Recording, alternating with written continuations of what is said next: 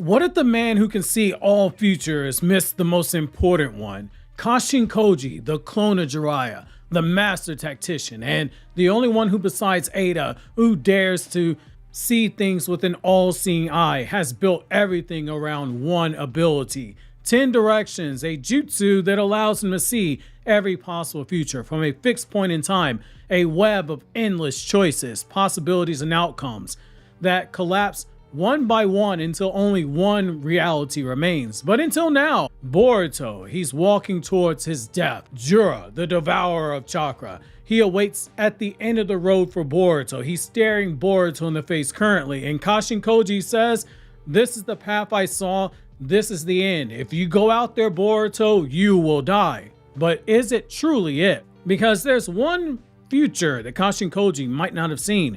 One future that is slipping past the cracks, and it is wearing Momoshiki's face. Join me in today's newest Naruto Explained video where we're going to uncover the fatal flaw of Kashin Koji's power, the blind spot of 10 directions, and what it means for the future of Boruto, Jura, and the very fate of the Shinobi world itself.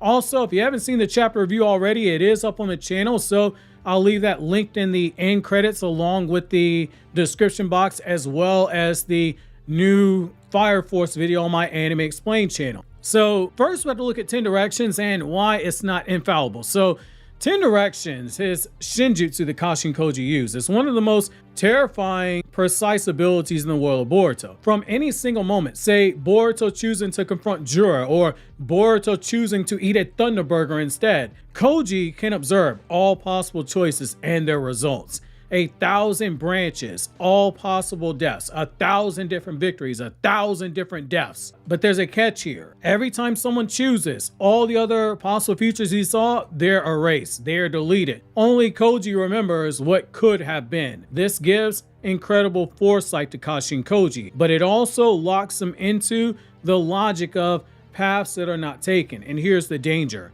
If someone introduces a factor that he never accounted for, an entire tree can change. And as he said by his own words, everything else he saw, it basically becomes useless. And that's exactly what is happening right now. The story, it is laying it on thick that Kashin Koji's like, there's no way that Boruto can survive. However, Boruto has seemingly made a choice that Kashin Koji did not want to happen. One not driven by cold strategy, but something that Koji struggles to quantify, which is compassion. Boruto, unlike Kashin Koji, he's not trying to win a war. He's trying to win a war and save his friends.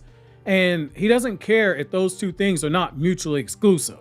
And that's where the flaw with Kashin Koji is beginning to show. That is where cracks in this all-seeing eye power that he has are beginning to show itself. The blind spot. Momoshiki's future sight ability. So one of the recent revelations that we got from Mikio Ikimoto, the illustrator for Boruto's manga, is that Momoshiki has its own version of future sight. It is fundamentally different than Momoshiki and Kashin Koji. So with Kashin Koji, it's 10 directions. With Momoshiki, it's just a power that is unique to Momoshiki's Byakugan. While 10 directions looks at branching possibilities from a fixed moment in detail, Momoshiki's powers, they appear to be more temporal. He sees moments ahead, several moments ahead, but they're snapshots of fixed future events. And those events, he doesn't know how they will come to pass. He just knows that, hey, this is what's going to happen. I don't know how we get here, but I see this taking place. And even what he sees is not definitely set in stone, because he saw a possibility where he took over Boruto's body at the end of Boruto Part 1. Obviously, Sarada awakens from Mangekyo Sharingan. She sends Sasuke after Boruto. Sasuke stops Boruto before Momoshiki's coma seal can completely spread. Team 10 would have been put on life support after that, potentially put in the grave. Boruto was not able to stop the karma from spreading. Now, this kind of makes you look back at that line when Momoshiki says those blue eyes will take everything from you a little bit differently. However, the thing with all this is that it's less strategic. It's more prophetic. So this is where it gets interesting and obviously terrifying. Kashin Koji's 10 directions does not account for timelines created when someone else is influencing the host's body. In other words, when Momoshiki takes over Boruto, in theory, let me restate this for the people in the back. In theory, Koji isn't tracking Boruto's future anymore. He's tracking Momoshiki's, and he doesn't know it. And that could be a potential blind spot.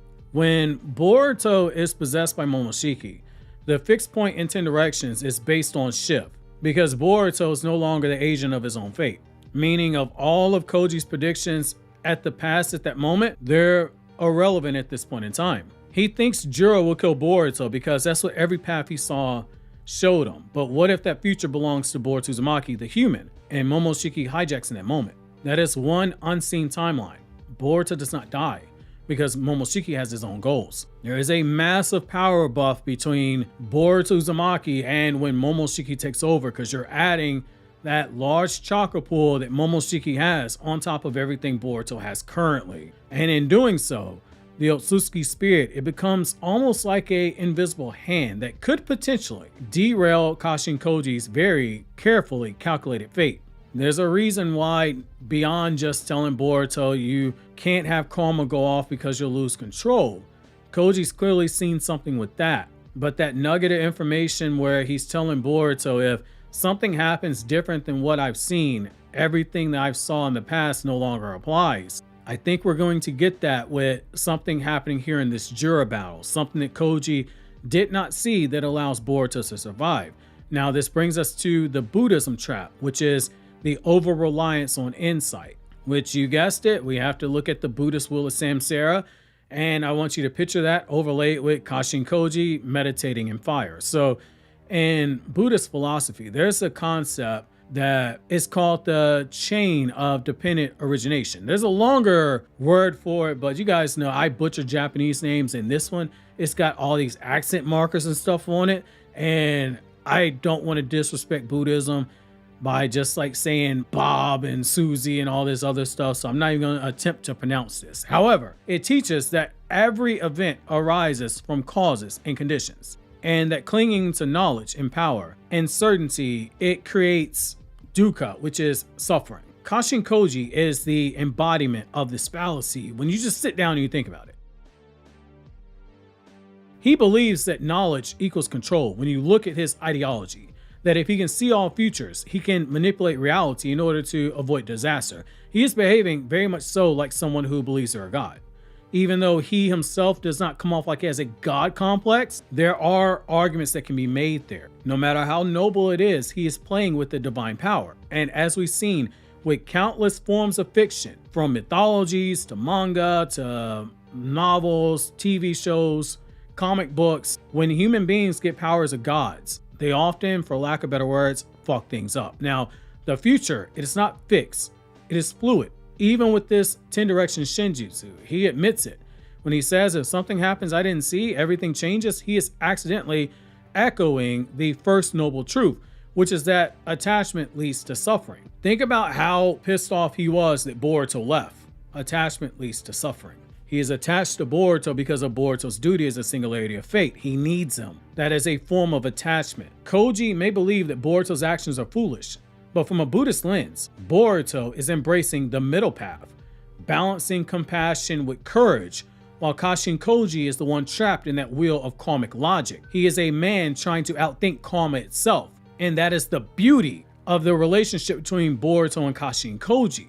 This is why you hear me say repeatedly, the deeper understanding you have with Buddhism and Shintoism, etc., the more you can appreciate the things that are being done here. To us in the West, we might look at this like, oh, this is like some big brain ideas and etc. But in a franchise like Naruto that's so deeply rooted in this stuff that is more commonplace on that side of the world, it is almost a second nature as us talking about something that is unique to the different sub-communities here in the United States. I could just as easily, for instance, go on my guys, the Cloud Ninja podcast show, or my other guys, the Walkie Talkie podcast, which I'm long overdue to get on their channel.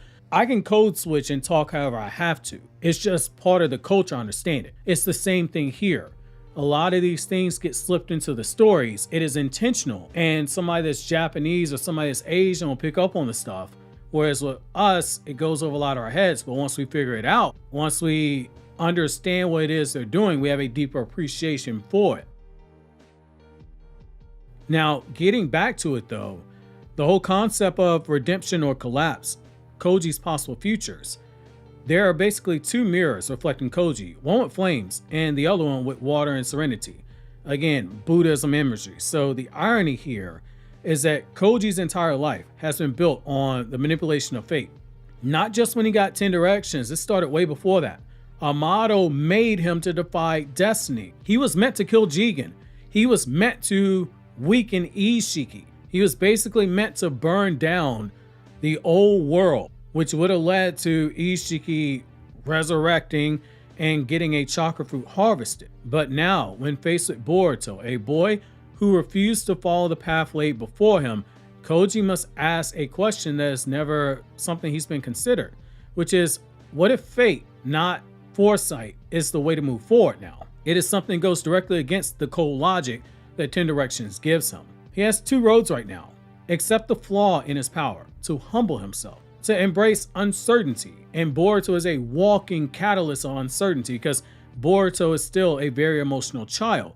Even though he hides it well, he still is steeped in attachment. This is going to force Koji to grow like his original parent Jiraiya had to grow. Or it will make him double down, deny the unseen path, and fall deeper into the illusion of control. Both are possible futures, but only one leads to true peace. Only one leads to Kashin Koji potentially living at the end of this. So next time you see Koji and he's making these future predictions, remember this. It's not about what he sees. It's about what he refuses to see. It's about what he can't see. What he can't see might potentially be something to do with Momoshiki. Because this is no different than when Ada's Sharingan powers were revealed and she was able to see all things in the present and everything that happened in the past up to the moment of her birth. Everyone said there's no way to hide, and then we learned there are blind spots in that camera that she uses for her eyes, i.e. Kawaki shrinking down too small, Momoshiki freezing time, etc, etc. 10 Directions is no different. There's a blind spot. It brings up a very interesting question that we have to ask here. Can a clone of a wise man like Jiraiya become wiser still? Obviously, if you enjoyed this video, consider subscribing. Click here on the left to check out the Boruto chapter review. Click here up top to check out videos from my One Piece channel, or click here to check out videos from my Anime Explained channel.